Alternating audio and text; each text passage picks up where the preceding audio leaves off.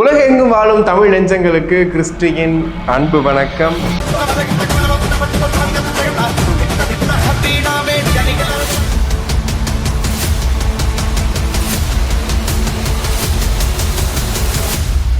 CM Vijay அவர்கள் இன்னைக்கு பல இடங்கள்ல ஆய்வு மேற்கொண்டுட்டு இருக்காரு. குறிப்பா இன்னைக்கு வந்து பாத்தீங்கன்னா சென்னை மெட்ரோ ரயில் நிலையத்தை ஆய்வு மேற்கொள்ள போயிருக்காரு. ஸோ அவர் அப்பப்போ வெளியே வந்து இந்த ஆய்வு மேற்கொள்ற விஷயம் வந்து மக்கள் மத்தியில் எப்படி இருக்கு அப்படின்னா, ஓகே எல்லாத்தையும் நம்ம செக் பண்ணிகிட்டே இருக்கணும் அப்படிங்கிற மாதிரிலாம் சொல்லுவாங்கல்ல, அந்த மாதிரி வந்துட்டு அவர் வரக்கூடியது போகக்கூடியது பார்க்கக்கூடியது எல்லாத்துக்குமே வந்துட்டு அதிகாரிகளுக்கு ஒரு பயத்தை உண்டாக்கும். ஸோ இது தொடர்ந்து நடக்கணும் அப்படின்ற மாதிரி சொல்லியிருக்காங்க. இப்போ வந்து கத்திப்பாரா பிரிட்ஜ்லேருந்து இப்போ இருக்கக்கூடிய அனைத்து சென்னையில் முக்கியமான இடங்கள்லாம் ஆய்வு மேற்கொண்டுட்டு இருக்காரு. எனக்கு தெரிஞ்ச மனுஷன் அப்படி சுற்றி பார்க்குறது போல் சென்னையில் என்னெல்லாம் விஷயங்கள் நடந்துக்கிட்டு இருக்கு அப்படின்னு சொல்லிட்டு போகிற இடம்லாம் பார்த்தீங்கன்னா ஒரு பெரிய கூட்டம் அவரை பார்க்குறதுக்காகவும் அவர் வந்தாலே வந்து ஒரு கூட்டம் வந்து கிரியேட் ஆகிட்டே இருக்குது. இது இன்னும் வந்து திமுகவுக்கு ஒரு கட்டுப்பை உண்டாக்கிக்கிட்டே தான் இருக்கும். நான் உள்ளாட்சி வரப்போகுது.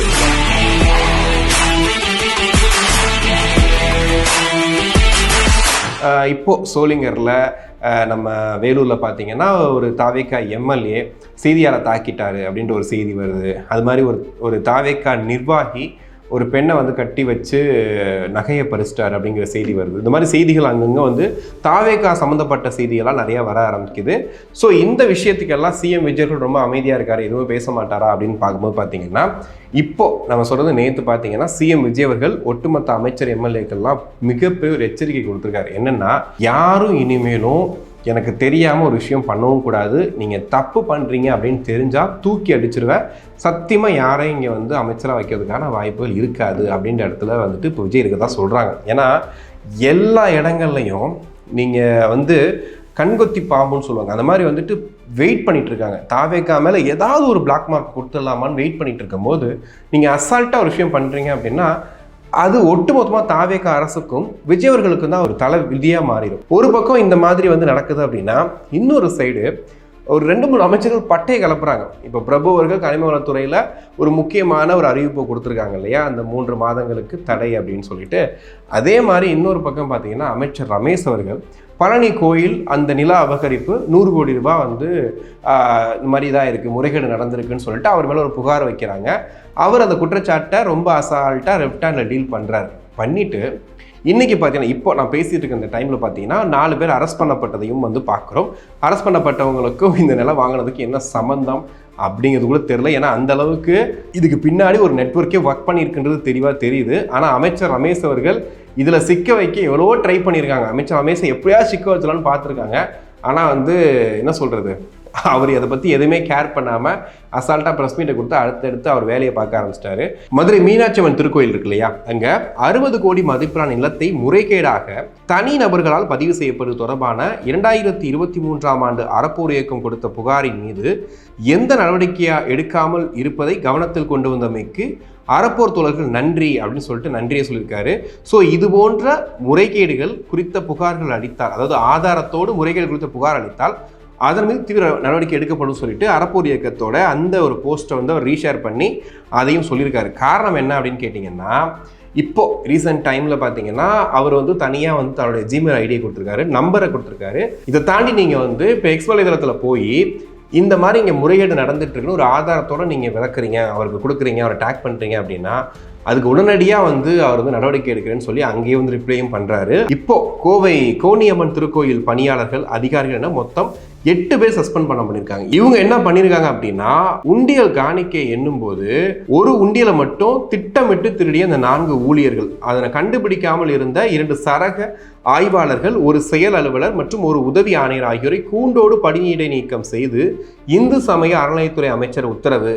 இந்து சமய அறநிலையத்துறையில் நிறைய ஊழல் நடந்திருக்கு, நிறைய பிரச்சனைகள் இருக்கு, அதை நம்ம களை எடுத்தே ஆகணுன்ற ஒரு முடிவோட தான் அவர் இறங்கி போயிட்டு இருக்காரு. இதனால தான் பார்த்தீங்கன்னா இன்னைக்கு அவர் மேலே பயங்கரமான புகார்கள் குற்றச்சாட்டுகள்லாம் வச்சுட்டு இருக்காங்க. பட் எதை பற்றியும் கவலைப்படாம அது மூவ் ஃபார்வர்டாக போயிட்டே தான் இருக்காரு. ஸோ வாழ்த்துக்கள் அவருக்கு, தொடர்ந்து போகணும். இதுக்கு முன்னாடி இந்த துறையோட அமைச்சராக இருந்த ஐயா சேகர்பாபு அவர்கள் என்னெல்லாம் பண்ணியிருக்கிறாரு, ஐ மீன் என்னெல்லாம் பண்ணாமல் விட்டுட்டாரு, இதெல்லாம் பண்ணியிருக்கிறாரு, இது எல்லாத்தையும் ஒவ்வொரு ஃபைலாக நோண்டி எடுத்துகிட்டு வந்துட்டு இருக்காரு. கொளத்தூர் தொகுதியில் மீண்டும் மறு வாக்குப்பதிவு, ஐ மீன் மறு வாக்குப்பதிவு சொல்லக்கூடாது, ரீகவுண்டிங் சொல்லுவாங்கல்ல. இந்த பசங்கள்லாம் எக்ஸாமில் வந்து ஃபெயில் ஆகிட்டாங்கன்னா ரீவாலுவேஷன் போடுவாங்க. ஒருவேளை நம்ம வந்துட்டு அந்த ஒரு 35 மார்க்கை கொண்டு வரதுக்கு ஏதோ ஒரு எக்ஸாமை நம்ம கொஸ்டின் அட்டன் பண்ணியிருப்போம், அது மூலிமா நம்ம பாஸ் ஆகிடலாம் அப்படின்றதுக்காக ரீவாலுவேஷன் போடுவாங்க. அந்த மாதிரி பார்த்தீங்கன்னா டக்குன்னு காலையில் எழுந்திரிச்சோன்னா மறு வாக்குப்பதிவு நான் படிச்சுட்டேன் அந்த விஷயத்தை. அதான் டக்குன்னு உங்ககிட்ட அப்படி சொல்லிட்டேன். ஒன்றும் இல்லை, அந்த இவிஎம் மிஷின் இருக்குது இல்லையா, அந்த வாக்குச்சாவடிகளில் அதெல்லாம் வந்து திறந்து இது சரியாக வாக்குப்பதிவு ஆயிருக்கா, மிஷினில் எதுவும் ப்ராப்ளமானு சொல்லிட்டு மே 4 ரிசல்ட் வருது. மே 7 வந்து திமுக தரப்புல இருந்து ஒரு மனு கொடுக்குறாங்க. அந்த மனு ஓப்பன் பண்ணி பார்த்துட்டு பாவம் மு.க. ஸ்டாலின் அவர்கள் கொளத்தூர் தொகுதியில் தோத்துருக்காரு, அப்போனா வந்துட்டு ஏதோ மிஷினில் ப்ராப்ளம் இருக்கும் அப்படின்றதுக்காக திமுக ரொம்ப அக்கறையாக ஒரு மனு போட்டிருக்காங்க. சரி, ஒரு மனுக்காக நம்ம வந்து இந்த வேலையை செய்வோம்னு சொன்ன உடனே முன்னாள் அமைச்சர் சேகர்பாபு அவர்கள் எங்கேருந்தோ குடுகுடுன்னு ஓடி வந்து அவர் தான் ஃபஸ்ட்டு வந்து கேட்டை திறந்தாரு. திறந்து வந்து உள்ளே போய் பார்க்குறாங்க. பார்த்தா வாக்குச்சாவடிகளை அதெல்லாம் செக் பண்ணிட்டு இருக்காங்க. இப்போ வரைக்கும் அந்த தகவல் என்ன அப்படின்னா, அப்போல்லாம் எதுவும் மாறல, நீங்கள் 8000 சில்லற வாக்கில் தோற்று போயிட்டீங்க, அதான் உண்மை அப்படின்ற மாதிரி இப்போ வரைக்கும் வந்ததாக சொல்கிறாங்க. இன்னும் 7 நாளைக்கு டெஸ்ட் பண்ணுவாங்களாம். எனக்கு தெரிஞ்சு நம்பிக்கை இல்லை. கொளத்தூரில் மீண்டும் கொத்து புரோட்டா அப்படிங்கிறது உறுதி தான். அதை வந்து திரும்ப போய் பார்த்து அதுலேயும் திரும்ப தோல்வின்னு வந்து அது இந்த விர்ச்சுவல் வாரியர்ஸ் கிட்ட சிக்கி எதுக்கு தேவையில்லாத இந்த வேலைன்ற மாதிரி தான் இருக்குது. இதை கூட அமைச்சர் ராஜ்மோகன் அவர்கள் இன்றைக்கி பேட்டியில் வந்து கேட்டிருக்காங்க அவர்கிட்ட. சார், இந்த மாதிரி வந்து கொளத்தூரில் இவிஎம் மிஷினை வந்து எல்லோரும் திரும்ப போய் செக் பண்ணுறாங்களே திமுக அப்படின்னும் போது அவர் வந்து என்ன பதில் சொல்லியிருக்காரு அப்படின்னா, ஏப்பா ஆட்டோ கர்நாடக திருப்பினா எப்படியா ஆட்டோ ஓடும்னு சொல்லுவாங்க, ஒரு காமெடி. அந்த மாதிரி தோத்தாச்சு, திரும்ப இவிஎம் மிஷினை போய் செக் பண்ணி சரி ஓகே போய் பண்ணுங்க, அது உங்கள் உரிமை, நீங்கள் போய் பண்ணலாம், ஒன்றும் பிரச்சனை கிடையாது சொல்லிட்டு இப்போ அவரும் சொல்லியிருக்காரு. ஆட்டோ கண்ணாடியை திருப்பினா ஆட்டோ எப்படி ஓடுன்ற மாதிரி ஆராய்ச்சி செய்ய வேண்டியது அவங்களுடைய உரிமை. நல்லா ஆராய்ச்சி செய்யட்டும், என்ன வேணா பண்ணட்டும். ஸோ இந்த மாதிரி திமுக இப்படி இறங்கி வேலை செய்ய ஆரம்பிச்சிருக்கிறாங்க. உண்மையிலேயே முன்னாள் முதல்வராக இருந்தவருக்கு சட்டமன்றத்துக்கு போகாமல் வீட்டில் உட்காந்து இப்போ அறிக்கை கொடுத்துட்ருக்காரு. எல்லாத்துக்கும் அறிக்கை, எதை எடுத்தாலும் அறிக்கை கொடுத்துட்ருக்காரு. ஒரு விஷயத்த மறந்துடுறாரு, கடந்த 5 ஆண்டுகள் நம்ம தான் ஆட்சி பண்ணிட்டு இருந்தோம் அப்படிங்கிறத மறந்துட்டு நீட் எதிர்ப்புக்கு உடனே நீட்டை எதிர்க்கணும்னு சொல்லி இது கொடுத்துருக்காரு. அதே மாதிரி எல்லாத்துக்குமே ஒரு அறிக்கை கொடுக்குறாருன்னு தான் தெரியுது, அது 5 ஆண்டுகள் முன்னாடி போடப்பட்ட வழக்குங்கிறத மறந்துடுறாரு. ஸோ ஈஸியாக எக்ஸ்போஸ் ஆகிட்டே இருக்காரு. இப்போ கொளத்தூரில் வேற ஒரு மீண்டும் கொத்து புரோட்டா போடுறதுக்கான நிலைமை வரப்போதோ அப்படிங்கிற மாதிரியும் இருக்கு. திமுகவையோ திமுக காரணையோ சீண்டி பார்த்தா தாங்க மாட்டீங்க.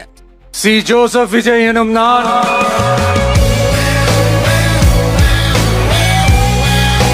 இப்போ லைம்லைட்டில் இருக்கிறது வந்து நாம் தமிழர் கட்சி. நாம் தமிழர் கட்சி இப்போ ஏன் லைம்லைட்டில் இருக்காங்க அப்படின்னு கேட்டிங்கன்னா, இந்த 31 பேருக்கு அரசு வேலை, கரூர் சம்பவத்தால் பாதிக்கப்பட்ட குடும்பங்களில் ஒரு 31 பேருக்கு அரசு வேலை கொடுக்கக்கூடாதுன்ற ரத்து பண்ணிட்டோம், நாங்கள் கெத்து பார்த்தீங்களா அப்படின்னு சொல்லிட்டு இன்றைக்கி அவங்க வந்து ஃபயர் விட்டுட்ருக்காங்க. ஆனால் வந்து ஒரு பக்கம் மக்கள் இதை எப்படி பார்க்குறாங்க அப்படின்னு பார்க்கும்போது, எங்கள் அரசு பண்ணிதானங்க, அது வந்து அவங்களுக்கு கொடுத்தா என்ன பிரச்சனை, பாதிக்கப்பட்டவங்க பொழைச்சிட்டு போட்டுமே அப்படின்ற மாதிரி பேசுகிறாங்க. இப்போ நீங்கள் சட்டப்படி நியாயப்படி அப்படிங்கிற மாதிரி ஒரு பக்கம் பேசினா கூட, இன்னொரு சைடு பார்த்தா ஒரு மனிதாபிமான அடிப்படையில் எவனுக்கும் நல்லது நடக்குது போயிட்டு போகுது. இப்போ என்ன அதனால இன்னும் பெருசாக தப்பாக எதுவும் ஆக போகிறது இல்லையே அப்படிங்கிற மாதிரி போக வேண்டியதானே போகுது.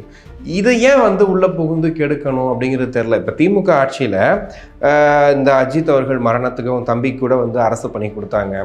இந்த மாதிரி நிறைய நடந்துட்டு இருக்கும்போது நல்லது நடக்குது அப்படிங்கிறதுக்காக தான் தாவேக்கா பொறுமையாக அமைதியாக இருந்தாங்க. ஏன்னா தாவேக்கா தான் முழு முதலாக எதிர்த்துட்டு இருக்காங்க அப்படின்னும் போது அவங்க ஒரு வழக்கை போட்டு இது பண்ணி முடிச்சிருக்கலாம்.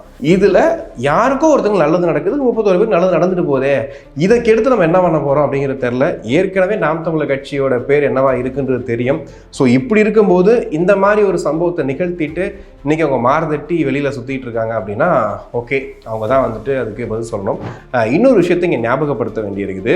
ஒன்றும் இல்லை, இப்போ நாம் தமிழர் கட்சியோட கொள்கை கோட்பாடு என்ன, அவங்க என்னெல்லாம் ஆசைப்பட்டாங்க, என்னெல்லாம் இப்போ தாவேக்கா ஆட்சி நடந்துக்கிட்டு இருக்குன்னு ஒரு கம்பேரிசன் பயங்கரமாக போயிட்டுருக்கு. அதில் குறிப்பாக பார்த்தீங்கன்னா, இப்போது கனிம வளங்களை 3 மாதத்துக்கு வேறு மாநிலங்களுக்கு, குறிப்பாக 3 மாநிலங்களுக்கு ஏற்றுமதி செய்ய தடை அப்படிங்கிறத தாவேக்கா அரசு கொடுத்துருக்குறாங்க.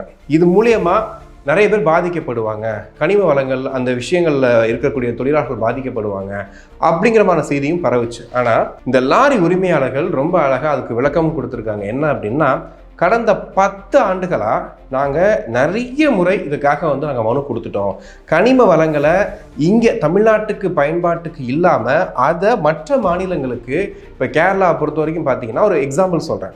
கேரளா பொறுத்த வரைக்கும் அங்கே எந்த மலையும் உடைச்சு கனிம வளங்களை திருடலை, கனிம வளங்களை எடுக்கலை, பயன்படுத்தலை. இன்னொன்று அவங்க எடுக்கவே இல்லை. பட் நம்ம ஊரில் அளவுக்கு மீறி, அதாவது இருக்கிற அமௌண்ட்டோட எக்ஸ்ட்ரா வச்சு அரசாங்கத்தை ஏமாற்றி ஒரு 100 லாரி ஏற்றணும் அப்படின்னா ஒரு 300-400 லாரி ஏற்றி கொண்டு போய் அங்கே கொட்டி இருக்கிற கனிம வளங்கள் எல்லாத்தையும் அழிச்சிருக்காங்க. இதுக்கு வந்து பார்த்தீங்கன்னா ஃபுல்லாக லஞ்சம், இருக்கிற பர்மிஷன் எல்லாம் கொடுக்கப்பட்டிருக்கு.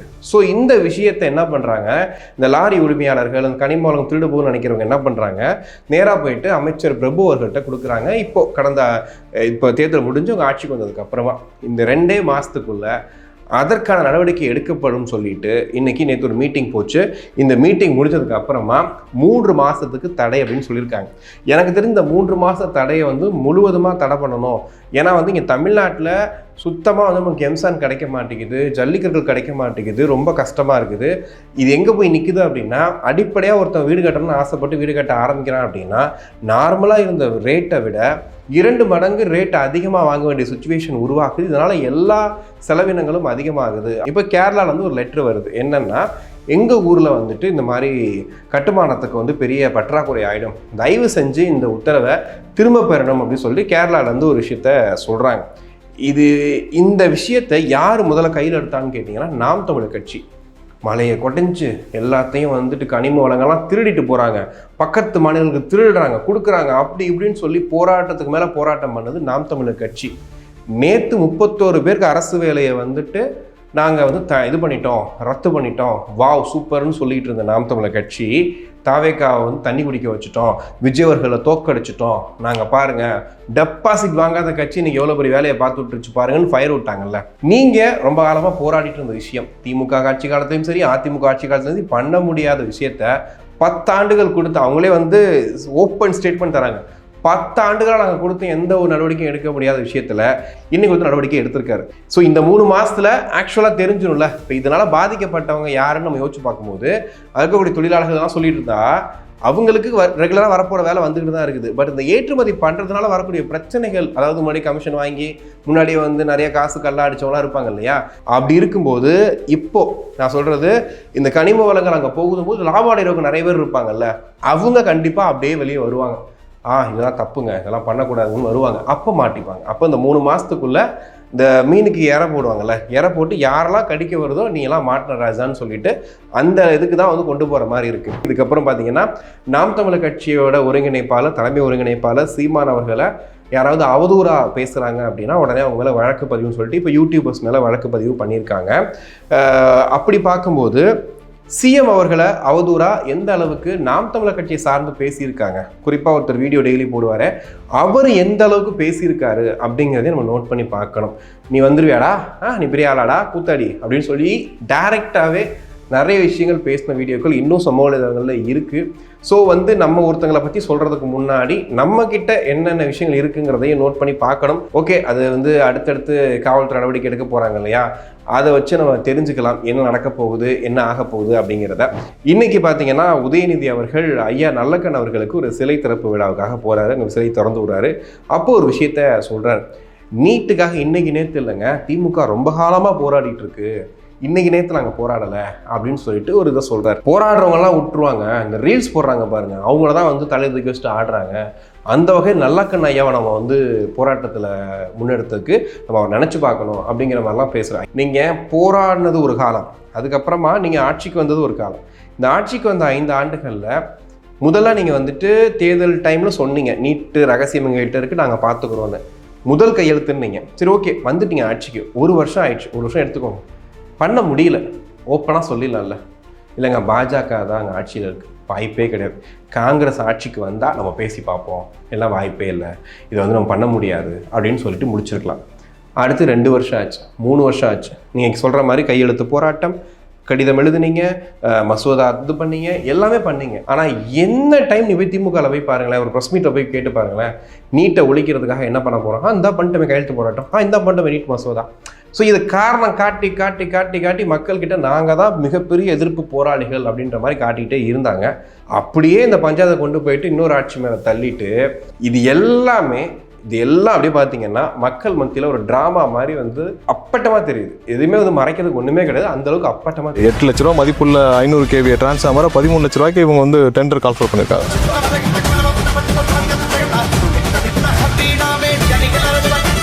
இன்னொரு பக்கம் பார்த்தீங்கன்னா அமைச்சர் புஷி ஆனந்த் அவர்கள், அவரை பற்றி எல்லாருமே ஒரு மாதிரி காமெடியா ட்ராலா என்னென்னமோ யோசிச்சுட்டு பேசிகிட்டு இருந்தோம். ஆனால் மனுஷன் நேற்று என்ன பண்ணுறாரு அப்படின்னா, அந்த புல்டோசர் இருக்கும் இல்லையா, அந்த நீர்நிலைகளில் தூர்வாடுற அந்த புல்டோசர், அது மேலே ஏறி நின்றுக்கிட்டு போயிட்டு ஆய்வு மேற்கொண்டுட்டு இருக்காரு.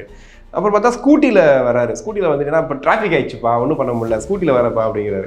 இது வந்து நம்ம வந்து பார்க்கும்போது எப்படி இருக்குன்னா, இல்லைங்க அவர் மாதிரி யதார்த்தமாக இருக்கிறாரு, இதாக இருக்காரு, ஃபர்ஸ்ட் நடிக்கிறாரு சொன்னாங்க. முன்னாடிலாம் வந்து பார்த்தீங்கன்னா இந்த உள்ள வர்றது, இந்த மாநாடு நடத்துறதுக்காக வந்து ஸ்கூட்டியில் வர்றதெல்லாம் பார்த்துட்டு எப்பா நடிக்கிறாருப்பா இவர் அப்படின்ற மாதிரிலாம் பேசியிருந்தாங்க. பட் எனக்கு தெரிஞ்சு இதெல்லாம் பார்க்கும்போது நடிக்கிற மாதிரி தெரியல. ஏன்னா அந்த ஒரு பொறுப்புன்னு ஒன்று இருக்கு இல்லையா, அந்த பொறுப்புக்கு போனதுக்கப்புறம் நம்ம அறியாமல் ஒரு திமிரு, ஒரு தெனாவெட்டு வரும், நல்லா யோசிப்போம். அந்த மனுஷன் ரொம்ப சாதாரணமாக தான் இருக்காரு.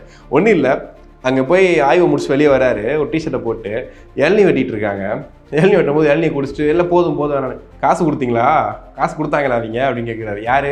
டிவிக்கு காசு கொடுத்தாங்களா? ஏன்னா அங்கே எல்லாருமே நிற்கிற பார்த்தா எம்எல்ஏ நிற்கிறாரு, இவர் நிற்கிறாரு, அமைச்சர் நிற்கிறாங்க.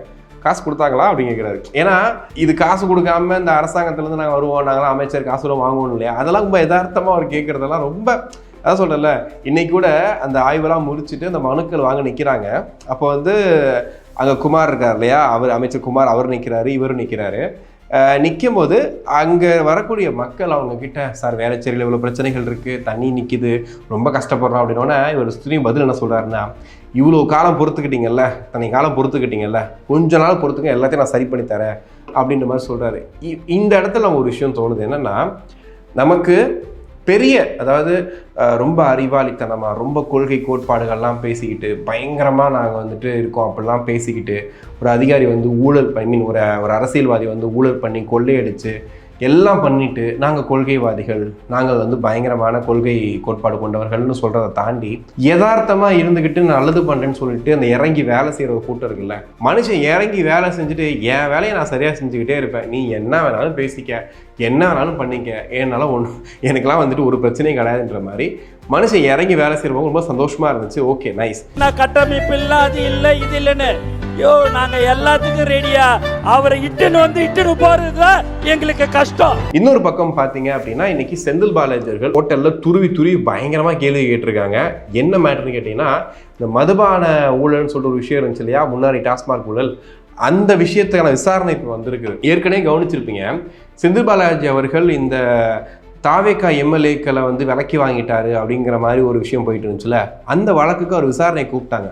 அப்போ என்ன சொன்னார், இல்லை நான் இப்போ வந்தேன்னா நீங்கள் வேறொரு வழக்கை தூக்கி உள்ளே போட்டுருவீங்க அப்படின்னு சொன்னார்.